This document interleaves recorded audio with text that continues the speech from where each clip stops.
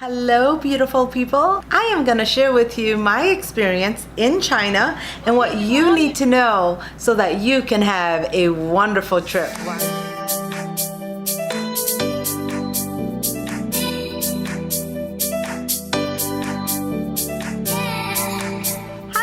It's Sammy with Bigger Life Travels, and I want to ask you to subscribe. If anything in this channel helps you, please comment below and let me know exactly what it is, or comment below more things you'd like to know.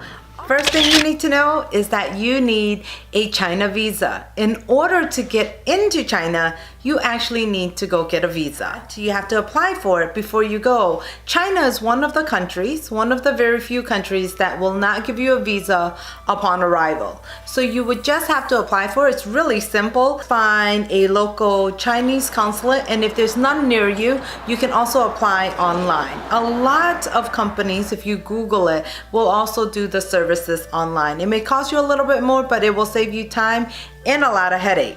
Things that you need to know for your China visa is that you will need an itinerary. You need to show proof of your itinerary. That's one of the requirements to apply for the China visa. So you'll need flight itinerary, where you're staying, if a friend or a family, you'll be staying with them and who you'll be staying with.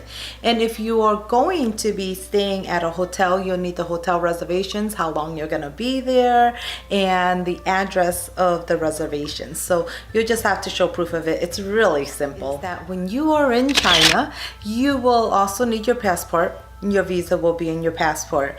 And in China, it is actually part of their law that when you register into a hotel, you actually need to register with your passport, and they take a photocopy of it because each hotel has to register their guests to the local authorities. Okay, money. Look to see if your bank will allow you to do an exchange, and if you have time to do so, I definitely would. So make the exchange through your bank. Typically, it will save you the most amount of money. We actually exchanged money at the airport. What not to do, honestly. The exchange rate was very poor. We also just used our ATM at one of the local ATMs there and withdrew money. That wasn't a problem. And also make sure you notify your bank and credit card that you will be traveling overseas, because the worst thing you want is actually not to be able to get any cash and your credit cards are frozen. So do not drink faucet water. I just would not recommend it. People in China don't even drink faucet water.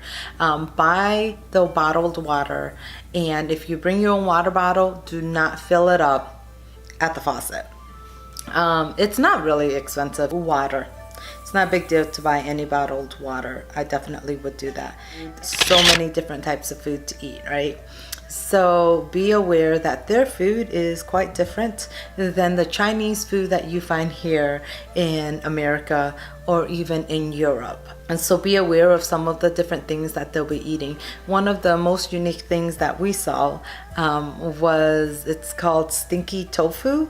It was really stinky. I didn't try it. I just refused to try it, but it was popular. It was like all over. It's street food. Air pollution, you're gonna have hazy skies, and it's not because it's cloudy, it's because of the pollution.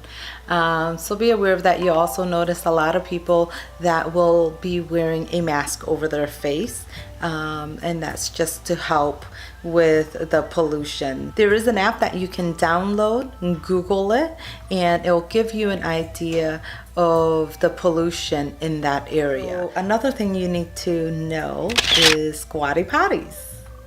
Yes. So in China, they have squatty potties.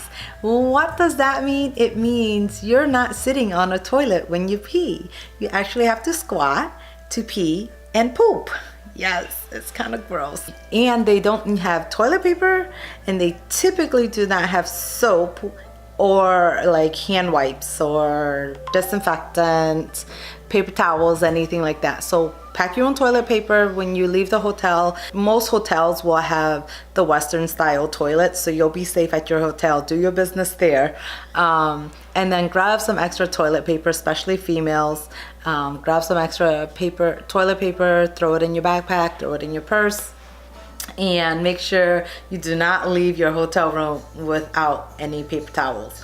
Also pack some hand sanitizer because you're not going to be able to wash your hands with soap after you use the bathroom. In China, if you have an international driver's license, it does not work in China. China actually has a law that you cannot rent any vehicle without a China driver's license. They already have a very crowded population. It means you have to use public transportation.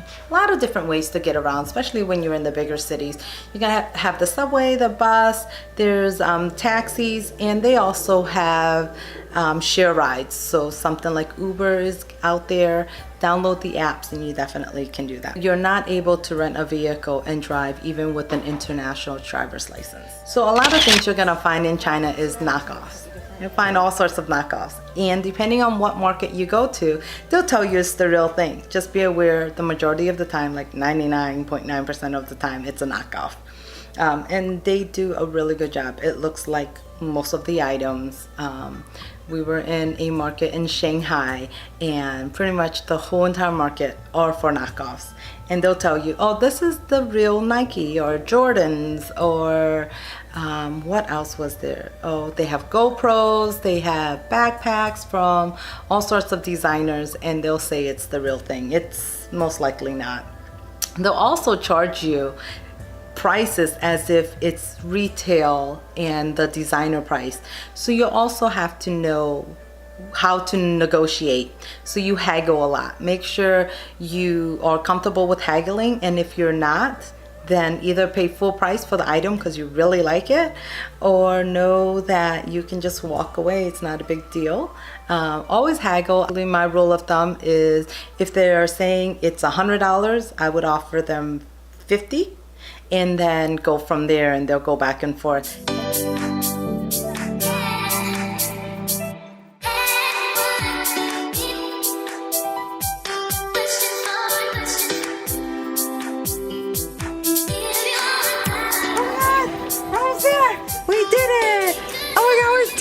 Thanks for tuning in, guys. I hope that was helpful, and if you have any other suggestions, please comment below and let me know what helped you when you went to China, or other things that you can think of that will also help any other travelers out there. Another thing is, tell me also what you didn't know and what you learned new. That always helps me. Thanks again, and don't forget to subscribe.